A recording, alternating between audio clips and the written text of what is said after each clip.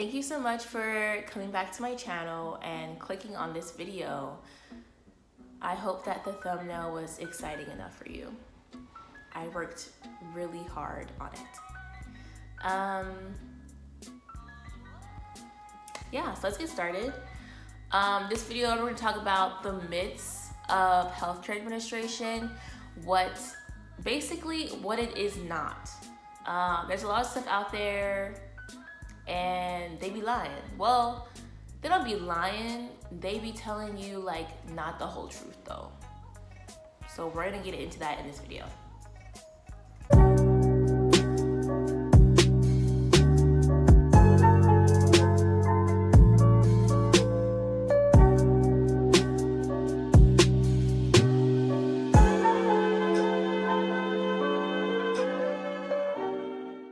Hey, it's Danae and welcome back to my channel. I'm so glad that you're here and watching this video. Today we're going to be talking about the myths of healthcare administration and clearing some of those up for you, myth busting if you will. And I'm really excited about this video because I feel like there's quite a few out there. I picked the ones that I think are the most common, but if you know of any other ones, please put them in the comments below and I would love to bust those as well for you. But yeah, it's due to a lot of things, you know, stuff in the media, stuff in like movies and TV shows, and people think it's one way and it's actually very different. So without further ado, without delaying it too much, I'm gonna go ahead and get into this video about the common myths of healthcare administration. All right, so the myths. Okay, this is my issue. When I tell people that,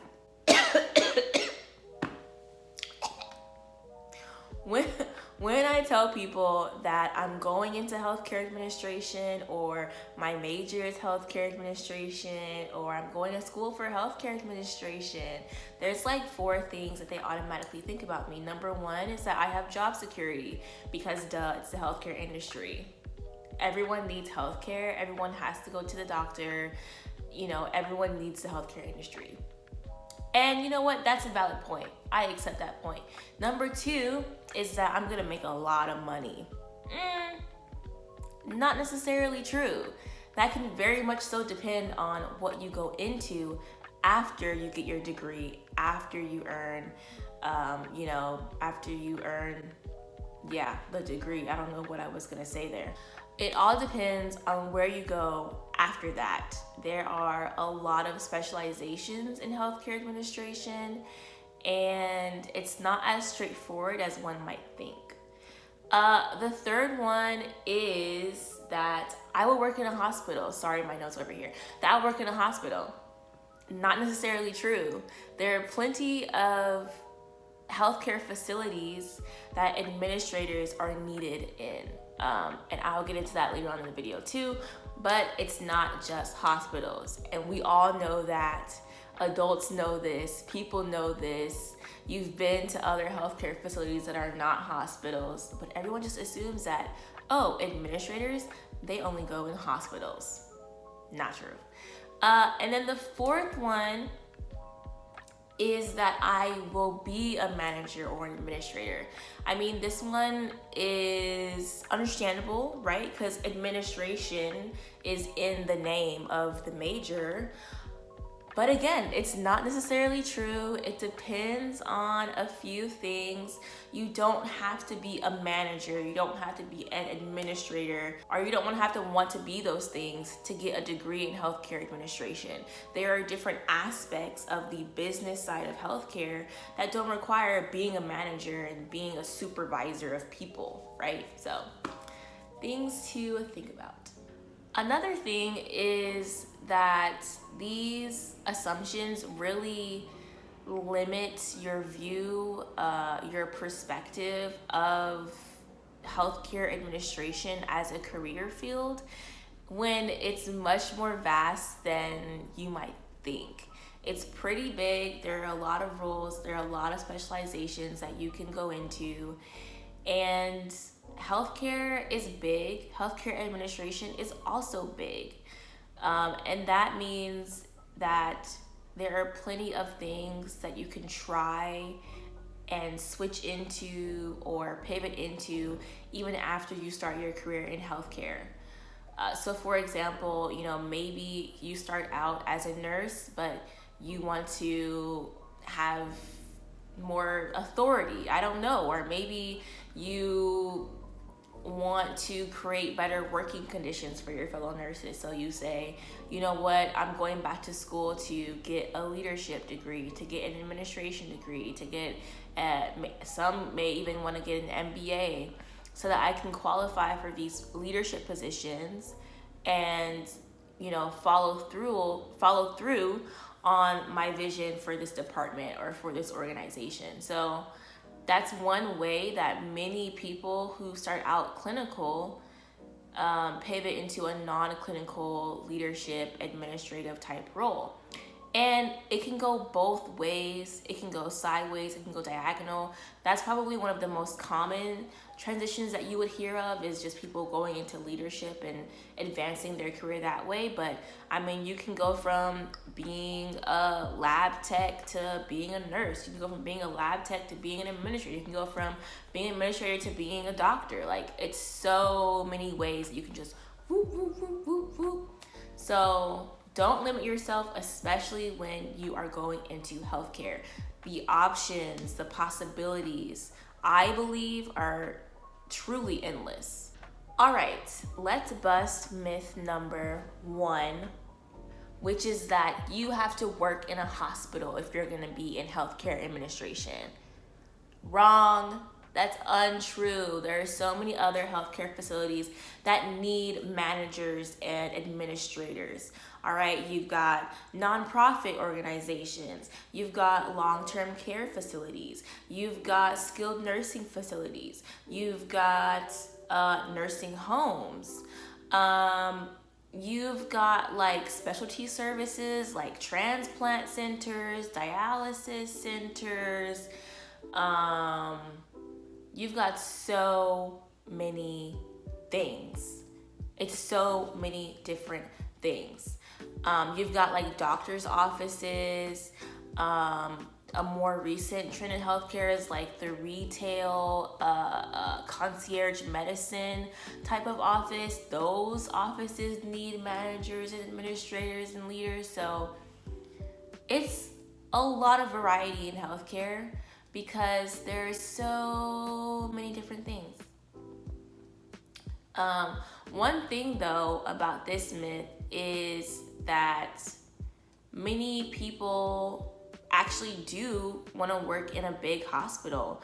Many people want to work for a big health system, especially when first starting out their career, because it really makes an impact on your resume, and it could really set yourself up for a good paying career when you have those kinds of experiences, because bigger health systems have more resources, they have more funding, and you can just do more exciting things.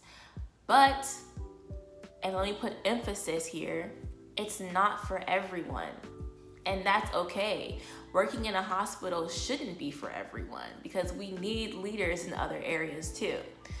So I will say this, that if hospital is not your end goal, then that's okay. You can definitely work somewhere else. Only thing though is that the jobs that you are applying for are going to be looking for those experiences or something similar to show your interest in them, to show your preparation, your preparedness for working in that kind of environment. So if you want to work for a nonprofit, try to get some nonprofit experience on your resume. And that can be through a paid internship, an unpaid internship, or even just volunteering some of your time, volunteering at various events that this organization might be hosting from time to time, and just having interactions. And then obviously, well, actually, I shouldn't say obviously, but And then hopefully leveraging those experiences, leveraging those interactions with the organization to get your foot in the door, to network and to get to know perhaps some influential people who can get you where you want to go. So that is myth number 1, busted. You do not have to work in a hospital with a healthcare administration degree. And that's not the only thing that this kind of degree prepares you for either. It prepares you to handle and manage the business side of healthcare, and that can be applied in all different kinds of work environments. All right, and for myth number 2, which is you're gonna make a bunch of money. You're gonna be rich. You're gonna be rich if you work in healthcare administration. Wrong. You may or may not be rich. It completely depends. I will say it's possible. Perhaps it's more likely. I don't have the stats on that, but it's definitely possible. There are definitely people who are these big CEOs and COOs and CFOs of healthcare organizations and big health systems, and they have these huge annual salaries. Yes, they exist. That's possible. But I will also tell you this. Those people are the same people that sacrifice a lot to get to where they are in their career. They sacrifice their personal time, the time that they have going out, spending time with friends and family. They probably have had to bust their booties in like studying and getting the great grades and making the right connections and having like amazing having these amazing like internship experience, having these amazing fellowships to get them to where they are today.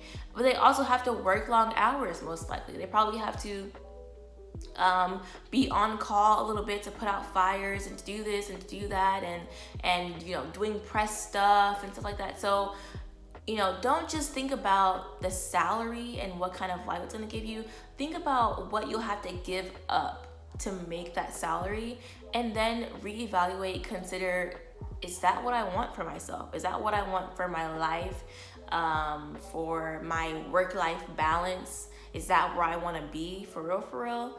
So something to consider. And even if you don't get those big CEO, COO, those big, you know, name positions, doesn't mean that you can't make a good living working in healthcare administration.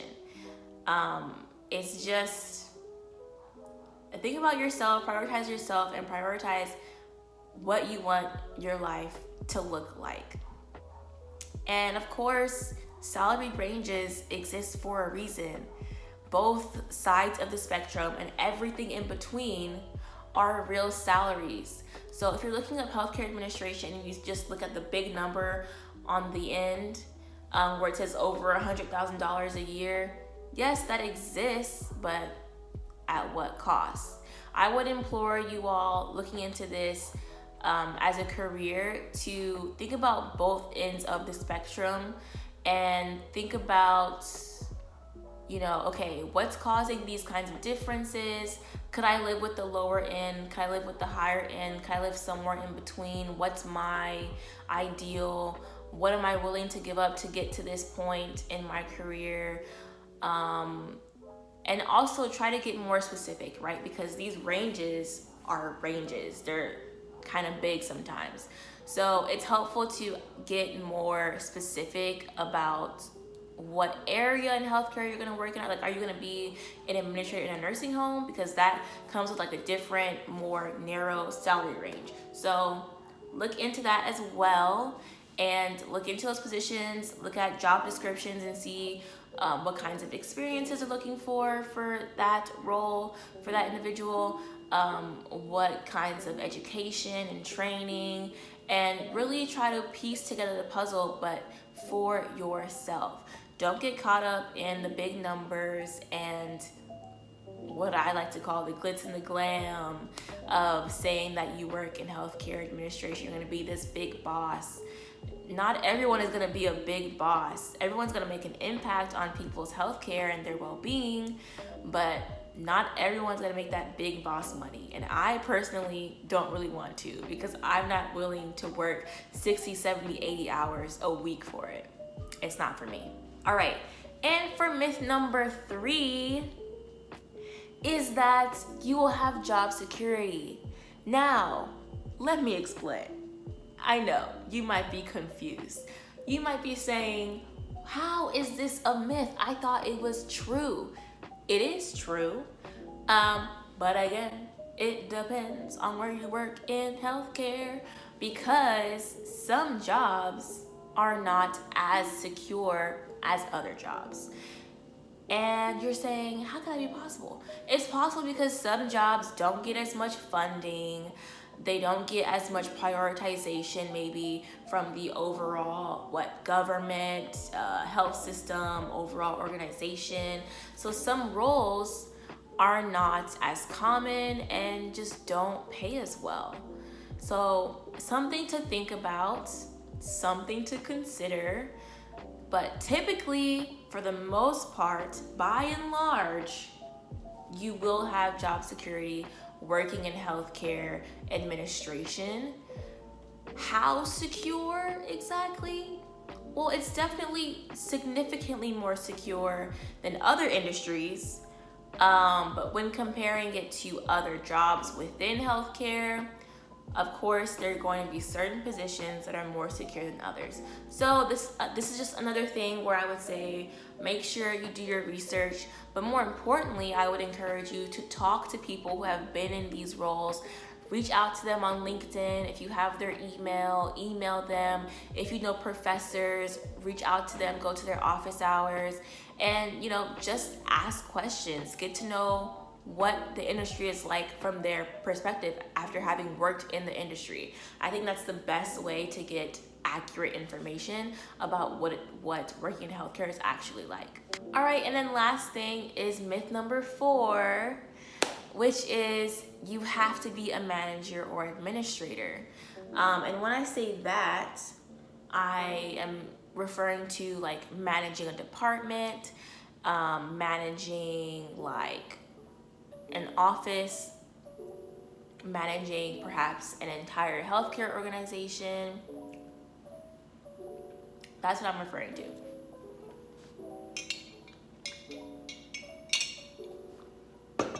And I am here to tell you that you don't have to be that if you don't want to. There are other roles that getting a education in healthcare administration prepares you for, and it doesn't have to be well, it does prepare you for like leadership roles, right? But it doesn't have to be leadership in the traditional sense. I would really encourage you all to start with yourself. Think about your own strengths and weaknesses. Think about what you want your day-to-day to look like in your job, in your career. Think about what you're willing to sacrifice for the advancement of your career, how much time you want to put in, how many hours you want to work. Think about those things, and then try to find something that aligns with that. Try to find something that aligns with your passions and your interests and your wants, your needs, your values, okay? And start there. Start with you, because if something is not clicking with who you are or how you operate or what you value in life, then it's gonna be much harder to do that thing.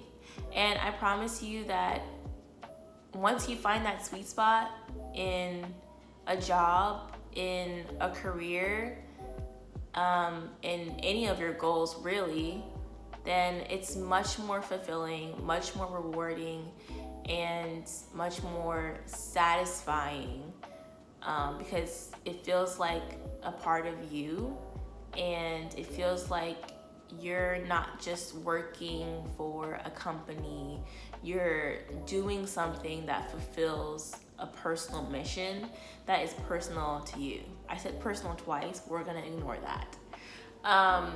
So that's what I would encourage all of you to do. Yes, healthcare administration nudges you toward like leadership positions and managing and overseeing and all of those things. But those are not the only jobs that exist within the field of healthcare administration. And so again, I would encourage you guys to do more research, talk to people. If you have any more questions, you can always leave them in the comments down below, and I'll try to get back to you as soon as I can. Or I will try to guide you towards someone who I think could give you a better answer. But yeah, okay, so that is it for this video. Thank you guys so much for watching. I really enjoyed filming this. It was a quick little bit, you know what I mean? And it's the last video of my college advice series, at least for now.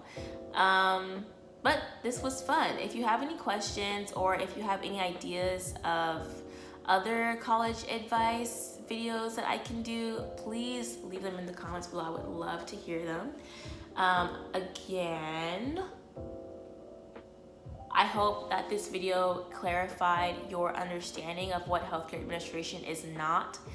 And by way of that, I hope it clarified for you what healthcare administration is, which is a lot of things. I spoke a lot about it depends, it varies, I don't know, because it does. It is a very big industry. So I hope that these 4 myths now busted helps you out a little bit more in your journey of self-discovery and trying to figure out where your place is going to be professionally. Also, I want to remind you guys, don't forget to follow me on all of my social media platforms. I have my TikTok right here, and I also have my Instagram right here.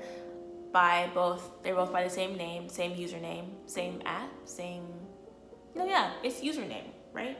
Yeah, they both have the same username. So don't forget to follow me there. And you can also find me on LinkedIn, which is going to be linked down below in the description box. I write for my LinkedIn newsletter.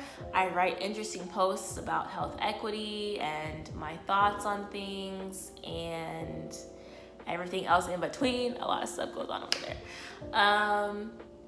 So yeah, I can't wait to see you guys on my other platform. So yeah, that's it for me. I would love to know if you all have heard of any other myths about healthcare administration.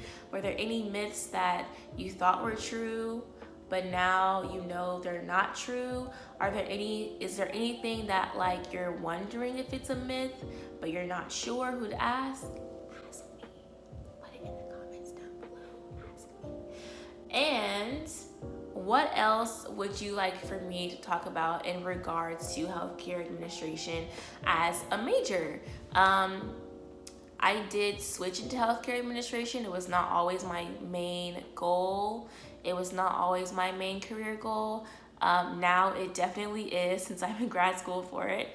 So I would love to answer any questions or help you guys through your journey of just trying to figure it all out. So thank you so much for watching once again, and I will see you in the next one. Bye.